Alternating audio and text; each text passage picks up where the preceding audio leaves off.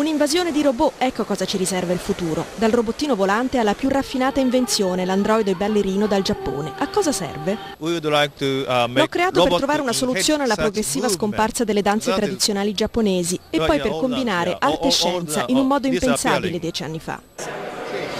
Piccolo ma veloce il robot sorvegliante di casa, un modello francese già in vendita per 2000 euro. Con un'antenna Wi-Fi è collegato dall'ufficio via internet e da lì si può spostare, sensibile ai rumori, alle sigarette e ai movimenti.